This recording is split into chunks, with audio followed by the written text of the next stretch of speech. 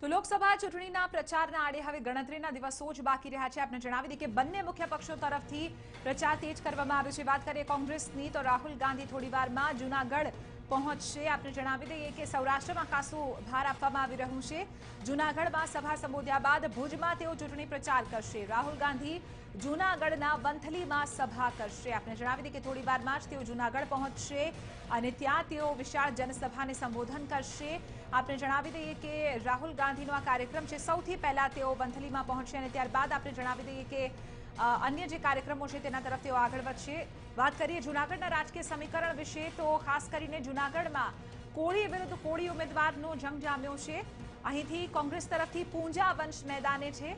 વિધાનસભા 2017ની ચૂંટણીમાં જૂનાગઢ લોકસભા અંતર્ગત 7 બેઠકો પર કોંગ્રેસ વિજયી રહી છે અને ફરી વખત એ વિશ્વાસ કોંગ્રેસને છે કે લોકસભામાં આ જ રીતનું પુનરાવર્તન થાય। જૂનાગઢથી 2014માં મોદી લહેરમાં રાજેશ ચુડાસમા જીત્યા હતા, પરંતુ પાટીદાર અનામત આંદોલનની અસર વિધાનસભા ચૂંટણીમાં જોવા મળી અને ભાજપાને ફટકો પડ્યો।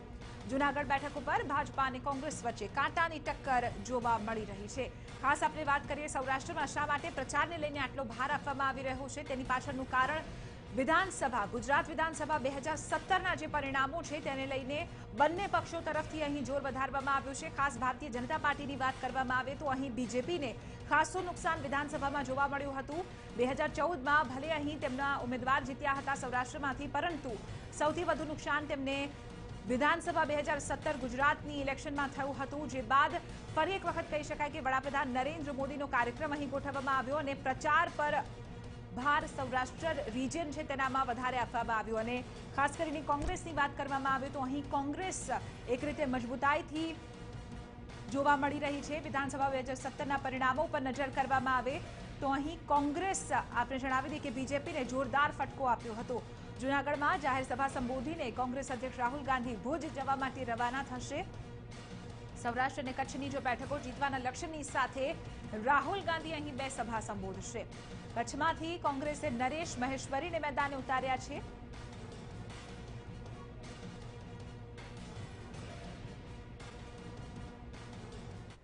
તો આજ મુદ્દે વધુ જાણકારી મેળવીશું ટીવી 9ના સંવાદદાતા મોહિત ભટ્ટ, જેઓ જૂનાગઢમાં ઉપસ્થિત છે। મોહિત, ખાસ કરીને રાહુલ ગાંધીની વંથલીમાં સભા થશે જે થોડી સમયમાં શરૂ થશે, એ પહેલા ત્યાંના રાજકારણની જો વાત કરવામાં આવે બંને પક્ષો તરફથી સૌરાષ્ટ્રને ખાસું મહત્વ આપવામાં આવી રહ્યું છે।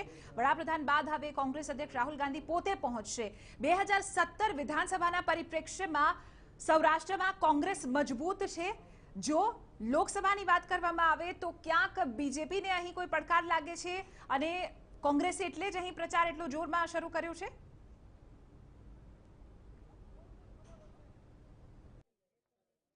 ચિત્ર આપને હું જે સૌરાષ્ટ્રના રાજકારણની જે સમીક્ષા કરું એ પહેલા આપને હું સભા સ્થળના દ્રશ્યો બતાવવા માંગીશ કે વંથલીના આ જ સભા સ્થળના દ્રશ્યો છે કે જે ટૂંક સમયમાં કોંગ્રેસના રાષ્ટ્રીય અધ્યક્ષ રાહુલ ગાંધી છે તે ઉપસ્થિત થશે અને આ જનસભાને સંબોધન કરશે। આજની જે જનસભા છે તેમાં મહત્વના 2 લોકસભા પોરબંદર લોકસભા અને જે જુનાગઢ લોકસભા સાથે સાથે માણાવદરની જે પેટા ચૂંટણી છે આ તમામ જે આ 3 બેઠકો માટે રાહુલ ગાંધી છે તે પોતાનું ચૂંટણી પ્રચાર કરશે। મહત્વની વાત છે કે ચિત્રા આ પહેલા આજ જે લોકસભા બેઠક પર નરેન્દ્ર મોદીએ પણ પ્રચાર કરી ચૂક્યા છે ને ત્યારબાદ રાહુલ ગાંધીનો પ્રચાર છે તે સૌથી મહત્વનો છે।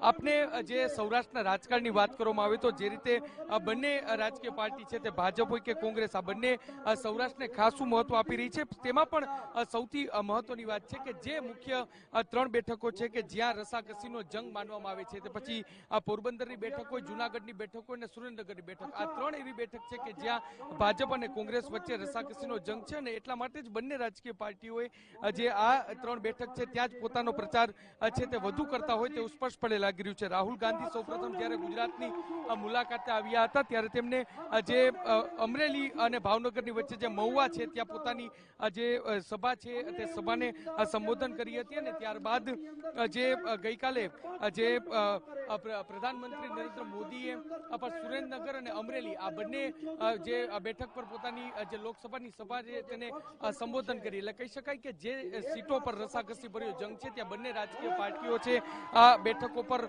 જે વધારે ધ્યાન કેન્દ્રિત કરી છે. એવી બેઠક છે કે જે એક તરફી બેઠક માનવામાં આવી છે. તે પછી રાજકોટની બેઠક હોય, જામનગરની બેઠક હોય કે ભાવનગરની બેઠક હોય, આ ત્રણ બેઠકો છે ત્યાં હજુ સુધી જે પ્રકારે પ્રચાર જોવા મળતો હોય છે તે પ્રકારનો પ્રચાર જોવા મળ્યો નથી અને ત્યાં ભાજપ તરફી વાતાવરણ છે તે સ્પષ્ટપણે જોઈ શકાય છે. પરંતુ સૌરાષ્ટ્રની જે બેઠકો પર રસાકસી ભર્યો જંગ છે તે બેઠકો પર જે પ્રચાર છે તે વધારે જોવા મળી રહ્યું છે. આપ જે દ્રશ્યો અત્યારે જોઈ શકો છો કે જે જુનાગઢ લોકસભા બેઠક કે જ્યાં કોળી વર્સિસ કોળીનો જંગ છે, એક તરફ રાજેશ ચુડાસમાને ભાજપ દ્વારા રિપીટ કરવામાં આવ્યું છે, બીજી તરફ જે કોળી સમાજના એક મોટા નેતા કહી શકાય એને ઉનાના ધારાસભ્ય પુંજાભાઈ વંશને મેદાન ઉતરવામાં છે અને આ બેઠક પર રસાકસી ભર્યો જંગ છે. આ બેઠક પર સૌથી મહત્વનું પરિબળ એ પણ છે કે જે ભગવાન બારડનો જે આખો મામલો સામે આવ્યો હતો ને તેને લઈને જે આહિર સમાજની નારાજગી છે તે નારાજગી પણ ભાજપે સામનો કરવો પડી શકે છે. એટલે જે રસાકસી ભર્યો જંગ છે ને જે બધા ફેક્ટર છે તે આ બેઠક પર લાગુ પડી શકે છે. પોરબંદર બેઠકની વાત કરવામાં આવે તો રાદડિયા પરિવારનો આ ગઢ માનવામાં આવતો હતો, જોકે આ વખતે એક નવા જ ઉમેદવાર તરીકે રમેશ ધડુકને ભાજપે મેદાન ઉતાર્યા છે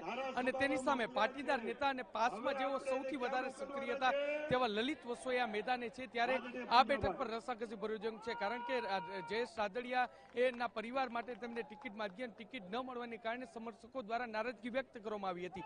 બીજી તરફ જે લલિત વસોયા છે તે લલિત વસોયા જે પાટીદાર સમાજમાં પણ એક મોટું નામ છે ને ખેડૂત નેતા તરીકેની છાપ ધરાવે છે, ત્યારે ખેડૂતોને લગતા જે મુદ્દા છે તે મુદ્દા અસર કરી શકે છે ને એટલા માટે જ પોરબંદર લોકસભા બેઠક પર રસાકસી ભર્યો જંગ છે.